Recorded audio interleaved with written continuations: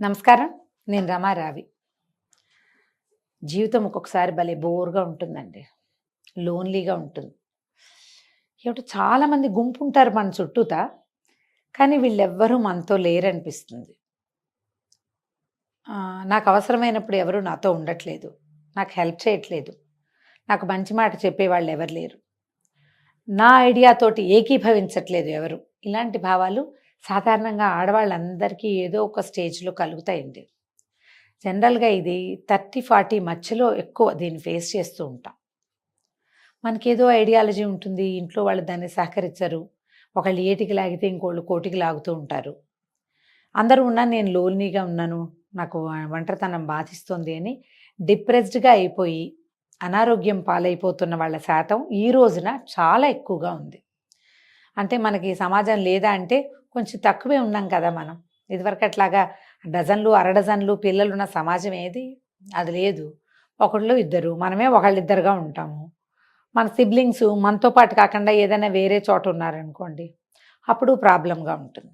ఇలాంటప్పుడండి మనకే కొన్ని ఒక క్వెషనీర్ ఉండాలి. Basic questions. ఇప్పుడు లోన్లీగా ఉండటానికి మనం ఒంటరిగా ఉండటానికి ఎవరైనా కారణమా? మనమే కారణమా? నంబర్ 1. అంటే మనమే ఇతరులను మన దగ్గరికి రానివ్వట్లేదా? వాళ్ళేం చెప్పినా ఒప్పుకోవట్లేదా? మనకి నచ్చినట్టుగా లేరు కాబట్టి మనమే వాళ్ళని దూరం పెట్టేస్తున్నామా? అనేది ఆలోచించాలి. ఇప్పుడు చూడండి, నాకు నచ్చినప్పుడు మీరందరూ నా దగ్గర ఉండాలి. నాకు నచ్చకపోతే మీరు మాయమైపోవాలి అంటే ఎట్లా కుదురుతుంది? కుదరదు కదా! అంటే ఇందులో తప్పు మనదే. ఇదొకటి మనం ఆలోచించాలి. అండ్ రెండో విషయం ఏంటంటే, నేను వీళ్ళు నా దగ్గర నుంచి సెపరేట్ అయిపోవటానికి నేను కారణమా? వీళ్ళు కారణమా? లేదా పరిస్థితులు కారణమా? ఇది కూడా ఆలోచించాలి. నేను మరీ సెల్ఫిష్‌గా ఉంటున్నానా? ఇది ఆలోచించాలి. నాకేది నచ్చకపోవటానికి, అన్ని ప్రాబ్లమ్స్‌గా కనిపించటానికి నాకేమైనా లోపల అనారోగ్యం ఉందా? శారీరకమా? మానసికమా? ఈ ప్రశ్నలు 4టికి కనుక మనకు ఆన్సర్‌లు వచ్చాయంటే మనమేం పెద్ద లోన్లీగా ఫీల్ అవ్వమండి. ఇప్పుడు మన కజిన్స్ అనుకుందాం, లేదా సిస్టర్స్, బ్రదర్స్, సిబ్లింగ్స్. జనరల్‌గా సిబ్లింగ్ రైవల్రీ ఎక్కడ స్టార్ట్ అవుతుందండి? చిన్నప్పటి నుంచే మొదలవుతుంది మనకి. అన్నయ్యని బాగా చదివించారు, నన్ను చదివించలేదు. అన్నయ్య బర్త్‌డేలు బాగా చేశారు, నన్ను బాగా చేయలేదు. వాడికి మంచి అవకాశాలు వచ్చినాయి, నాకు రాలేదు. లేదా అక్కకి నచ్చిన పెళ్లి చేశారు, లేదా అక్కయ్యే అనుకుంటుంది నాకేమో అరేంజ్డ్ మ్యారేజ్, చెల్లిదేమో దాన్ని ఇష్టారాజ్యంగా దాన్ని లవ్ మ్యారేజ్ చేశారు, దాని మన్మాని నడుస్తుంది. అమ్మకో నాన్నకో అదంటే ఇష్టం, లేదా వాడంటే ఇష్టం. ఇలాంటి భావాలు ప్రతి ఇంట్లో, 2 లేదా 3 పిల్లలున్న ప్రతి ఇంట్లోనూ ఉంటాయండి.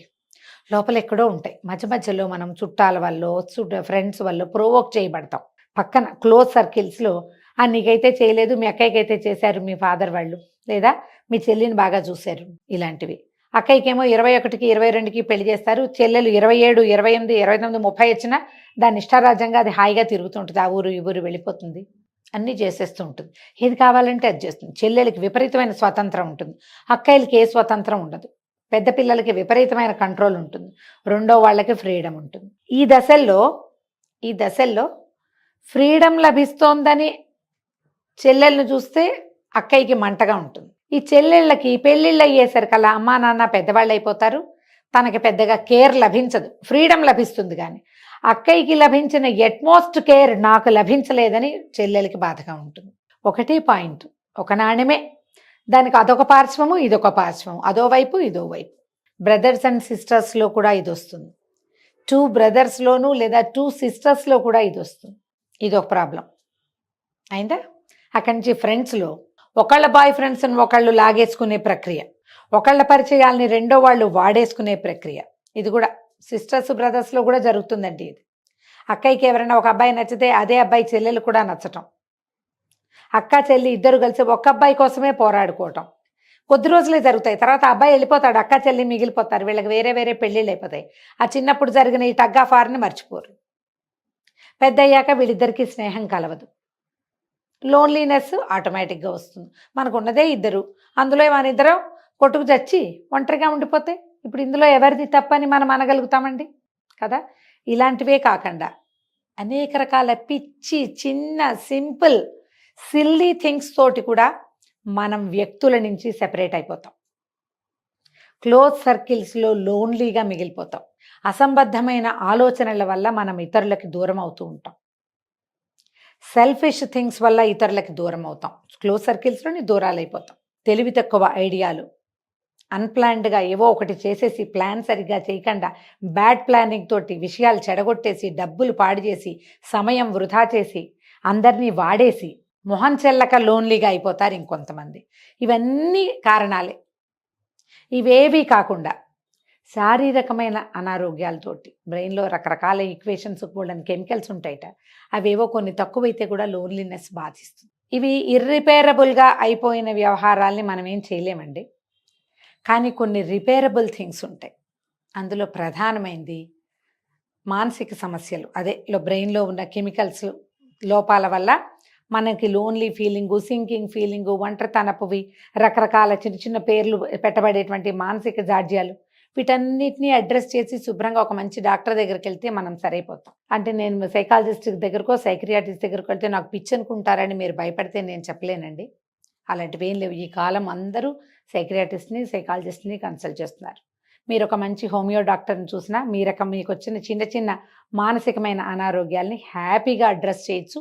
చక్కగా తగ్గించుకోవచ్చు. అనతి కాలంలో చాలా చిన్న టైంలోనే మీరు చిన్న చిన్న సమస్యలు ఇప్పుడే మొదలైతే గనక వాటిలోంచి బయటపడిపోవచ్చు. నంబర్ 1. అండ్ నంబర్ 2, సిబ్లింగ్స్ తోటి మీకేదైనా సమస్యలుంటే వాటిని సార్ట్ అవుట్ చేసుకోండి. అక్కయ్యలతోటో, అన్నయ్యలతోటో, తమ్ముడితోటో, చెల్లెలతోటో ఏదైనా ఇబ్బంది. వాట్ ఈజ్ వాట్ అని ఒకసారి మాట్లాడుకోండి. ఈ మాటలతోటి తెమలదు. అయినా సరే మళ్ళీ మొదలుపెట్టండి. నువ్వు లేనిదే నేను ఉండలేను. మనిద్దరం ఒకే చెట్టుకు పూసిన 2 పువ్వులం, మనిద్దరం కలిసి ఉందాం. ఒక రెమ్మకున్న 2 ఆకులు, నువ్వొకటి నేనొకటి, మనిద్దరం కలిసి ఉండాలి. పాతవన్నీ వదిలేద్దాం, లెట్ గో చేద్దాం అని ఈ లెట్ గో చేసి అక్కయ్యనో చెల్లెలనో కలిపేసుకోండి. పాతవి మనం మాట్లాడుకోవద్దు, తవ్వుకోవద్దు. హాయిగా ఉందాం, కలిసి ఉందామని హాయిగా కలిసి ఉండండి. సిబ్లింగ్స్ తోటి సరి చేసుకోండి. అక్కడి నుంచి కజిన్స్, క్లోజ్ ఫ్రెండ్స్. ఫ్రెండ్స్ జనరల్గా సమానంగానే ఉంటారు. ఈ ఫ్రెండ్స్ తోటి కూడా ఏదైనా బిగ్గర్ ఇష్యూ అంటే మధ్యలో మూడో మనిషి ఉండి ఒక మనిషి కోసమే మీ ఇద్దరు చెరో పక్కన లాగితే నేను చెప్పలేను. కానీ ఏదైనా ఇష్యూస్ వల్ల మీకు మధ్య ప్రాబ్లం వస్తే ఒకసారి మాట్లాడుకుని సార్ట్అవుట్ చేసుకోండి. దీనికోసం ఇంకొకరి సహాయం కూడా మీరు తీసుకోవచ్చు. అప్పుడు మీరు ఈ లోన్లీనెస్ని, ఈ సింకింగ్ ఫీలింగ్ని, ఈ ఒంటరితనపు భావాలు, నాకెవరు లేరు, నన్నందరూ వదిలేశారు లాంటి భావాల నుంచి బయటకు వచ్చేస్తారు. ఇవి స్టార్టింగ్లో జస్ట్ చిన్నవిగా కనపడతాయండి. ముందుకెళ్లే కొందికి అవి మీకు పెద్ద అనారోగ్యాల కింద పరిణమించవచ్చు. సమాధానం లేని జబ్బులుగా మారచ్చు. శారీరక, మానసిక అనారోగ్యాలుగా కూడా పరిణమించవచ్చు. చాలా రకాల క్యాన్సర్లకి స్ట్రెస్ ఒక కారణమని ఇవాళ రేపు చదువుతున్నామండి. చాలామంది పెద్ద పెద్ద డాక్టర్లు రాసేటప్పుడు స్ట్రెస్ రిలేటెడ్ ఇష్యూస్ అని రాస్తున్నారు. ఈ స్ట్రెస్సుల్లో ప్రధానమైంది లోన్లీనెస్. లోపలిది చెప్పుకోలేకపోవటము, చెప్పుకునేందుకు మనుషులు లేకపోవటము, ఉన్న వాళ్ళని మనమే చెడగొట్టుకోవటము. ఎందుకు చేయాలి? దాన్ని ఎందుకు సరి చేసుకోకూడదు? మనం దానికోసం ఎందుకు ప్రయత్నం చేయకూడదు? మనం డాక్టర్ దగ్గరికి వెళ్ళి ట్రై చేస్తాం. ఏదైనా కొత్త ఊరు వెళ్ళామనుకోండి, 4 రోడ్లు తిరిగి మనకేమేం కావాలి, మనకు కావాల్సిన వస్తువులు ఎక్కడ దొరుకుతాయో ఎక్స్ప్లోర్ చేయమా? చేస్తాం కదా. అలాగే జీవితం కోసం ఇలాంటిది చేయాలి. దీని మీద ఆలోచించండి. మీరు కాదు, మీ తోబుట్టువులో, మీ తోటివారో, మీ కొలీగ్సో, మీ ఫ్రెండ్సో, మీ చుట్టుపక్కల క్లోజ్గా ఉండే కలోనియల్ కజిన్స్ అయినా సరే ఇలాంటి బాధల్లో ఉన్నారు అంటే వాళ్ళని బయటికి లాగడానికి ట్రై చేయండి. ఈ స్ట్రెస్ని గనక మనం గ్రూప్స్లోంచి బయటికి వెళ్ళగొట్టగలిగామా, మనం క్యాన్సర్ ముప్పు నుంచి చాలా మటుకు తప్పించుకోగలుగుతాం. అందరం కలిసి ఉండి మాట్లాడుకుంటూ ఉంటే ఏదైనా అనారోగ్యం వచ్చినా దాన్ని ఈజీగా హ్యాండిల్ చేసేస్తాం. ఒక్కళ్ళుగా చేయలేనిది నలుగురుగా చేయగలుగుతాం. ట్రై చేయండి. మీ ఫ్రెండ్స్లో, మీ క్లోజ్ సర్కిల్స్లో ఇలా బాధపడే వాళ్ళు ఉంటే వాళ్ళని బయటికి లాగటానికి ఒక బృహత్తర కార్యక్రమంలాగా పెట్టుకోండి. దానివల్ల మీకు కలిగే ఆనందం, నేను నోటితో చెప్పేది ఇంత చిన్న విషయం కాదండి, అది చాలా సంతోషం వస్తుంది. మన లైఫ్ స్పానింగ్ కొంచెం పెరుగుతుంది. ఎవరికైనా అంటే ఆ మునిగిపోతున్న వాళ్ళని బయటికి లాగగలిగితే కనుక వాళ్ళతో పాటు మనం కూడా చాలా సంతోషాన్ని అనుభవిస్తాం. ఆ అద్భుతమైన సంతోషాన్ని మీ సొంతం చేసుకునేందుకు ప్రయత్నం చేయండి.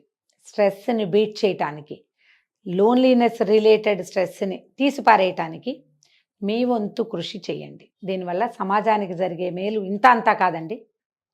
చాలా అద్భుతమైన సమాజం మన సొంతమవుతుంది. మనమందరం క్లోజ్‌గా ఉంటే మన పిల్లలు అంటే కజిన్స్ పిల్లలు కూడా క్లోజ్‌గా ఉంటారు. వాళ్ళకు కూడా ఒకళ్ళతో ఒకళ్ళకి మాట్లాడుకునేందుకు అవకాశం లభిస్తుంది. ఇలా ఆలోచించి చూడండి. ఈ వీడియో కనుక మీకు నచ్చినట్లయితే లైక్ చేయండి, షేర్ చేయండి. మరిన్ని ఇంట్రెస్టింగ్ వీడియోల కోసం సుమన్ టీవీకి సబ్స్క్రైబ్ చేసుకోండి.